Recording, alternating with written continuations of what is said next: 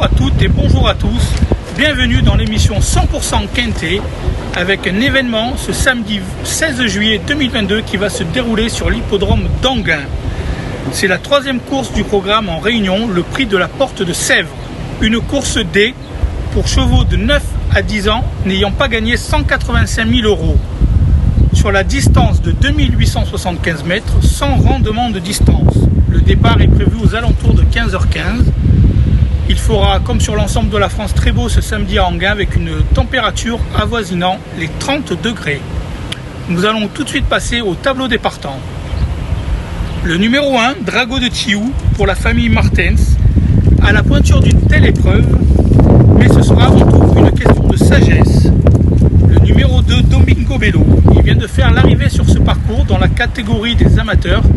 Il vise plus haut et sa tâche n'est pas évidente. Le numéro 3, Coucou j'arrive. Il s'est imposé dans un quintet l'an dernier à Vincennes pour sa seule association avec Mathieu Abrivard. Il a 2 courses dans les jambes après une longue absence et peut encore manquer de compétition, venant d'être déclaré non partant récemment suite à une boiterie. Le numéro 4, Duc du Chêne. Fautif au Mont-Saint-Michel après un beau printemps, c'est une possibilité sérieuse ayant déjà gagné avec Tony Lebelair.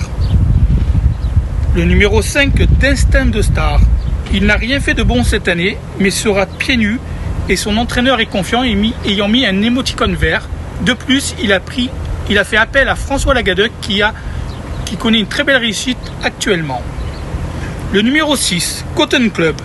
Absent plusieurs semaines, il compte désormais 3 courses dans les jambes et vient de bien se comporter dans une épreuve de qualité sur l'hippodrome de Beaumont-de-Lomagne dans le sud-ouest. C'est un visiteur à suivre. Le numéro 7, Dolavis. Il aurait fait l'arrivée sans une faute en fin de parcours récemment sur l'herbe d'Agon-Coutainville. C'est un outsider parmi tant d'autres. Le numéro 8, Drôle de mec, a fait l'arrivée d'un quintet dans le sud-ouest l'an dernier, mais ses dernières sorties ne plaident pas en sa faveur, ayant du mal à retrouver la forme. Le numéro 9, Duchesse de Sazy. Elle s'est bien défendue à plusieurs reprises cette année à Vincennes et n'a pas démérité dans un quintet récemment. Le numéro 10, Krakatou. Il alterne et le bon et le moins bon, mais a déjà fait l'arrivée à ce niveau. On lui fera confiance dans un lot largement à sa portée. Le numéro 11, Jolene de Lexor. Elle n'a plus gagné depuis novembre 2020, mais fait preuve d'une louable régularité, notamment en province. Le numéro 12, Duang Chua. Il vient de renouer avec le succès en Corse et son entourage l'a envoyé chez Alain Chavat pour préparer ce quintet. Le numéro 13, Climax de Bapré. Ses dernières sorties ne sont pas encourageantes et il évolue plutôt dans la catégorie des réclamés. Le numéro 14, Distic Geloka. Il a fait sa rentrée à la fin de l'hiver et monte en puissance. Restant 5e sur ce parcours, sa chance est sérieuse. Le numéro 15, Cynthia. Elle a retrouvé une seconde jeunesse depuis qu'elle a rejoint les box de David Alexandre dans le sud-est et reste sur 2 succès à Marseille-Borelli. C'est une première chance. Enfin, nous terminerons ce tableau des partants avec le numéro 16, Dorum Bin. Après un long passage à vide, il a renoué avec le succès sur l'herbe de Saint-Omer et vient de confirmer son retour en forme récemment à Vittel en prenant la 2e place.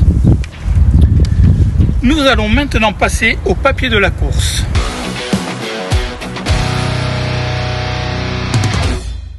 Alors mon favori, ça sera plutôt ma favorite, sera le numéro 15, Cynthia.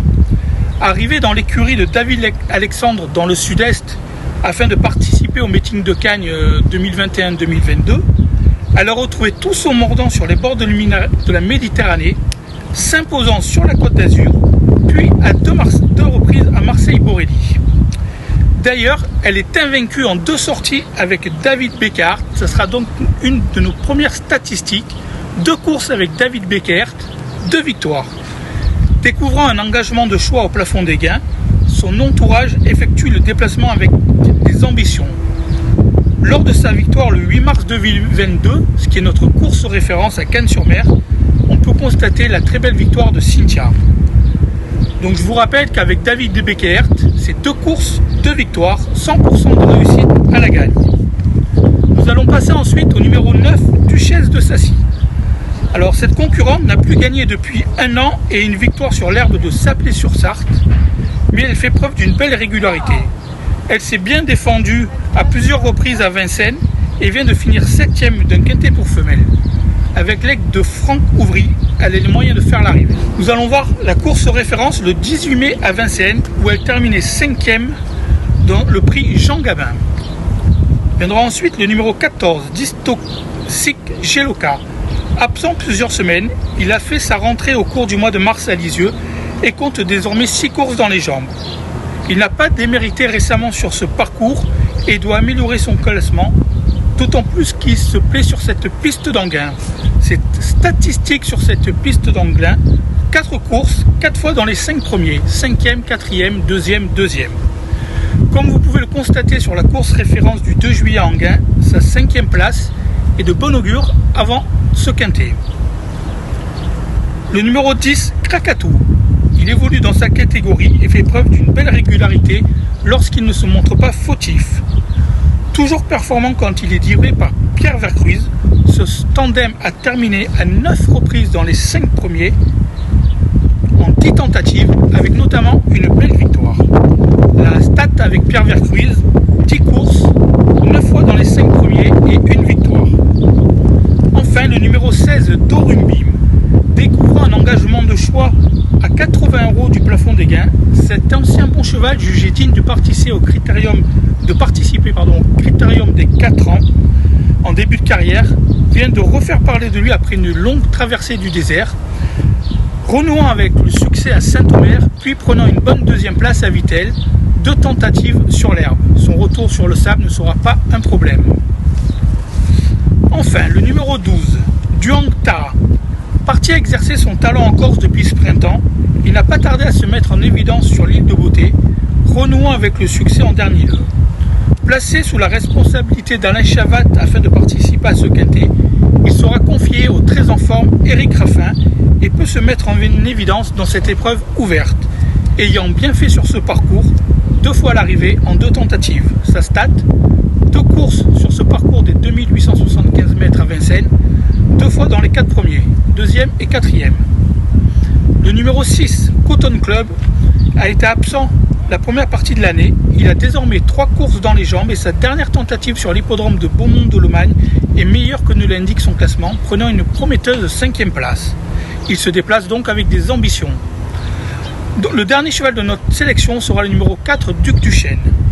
On lui pardonnera bien volontiers sa dernière sortie au Mont-Saint-Michel où s'est montré fautif. Avant cela, il s'était imposé à Châtelaillon-La Rochelle alors qu'il était drivé pour la première fois par Tony Le Belair, qui lui sera de nouveau associé dans ce quintet. Donc c'est l'heure de faire notre choix avec ma sélection.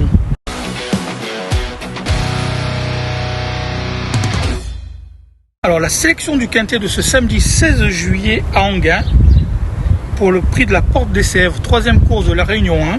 Les favoris seront le numéro 15 Cynthia, le numéro 9 Duchesse de Sacy, le numéro 14 Distoxic Geloka, le numéro 10 Krakatou et enfin le numéro 16 Dorumbim. Viendra ensuite dans les chances le numéro 12 Duang Ta, le numéro 6 Cotton Club et le numéro 4 Duc du Chêne. Nous allons terminer cette émission de 100% quintet par ma sélection pour cette réunion 1 sur l'hippodrome d'Anguin. Ce sera le numéro 214 Idole du Rib. Dans la course 2 Réunion 1, le 14 Idole du Rib dans le prix du Jardin des Plantes.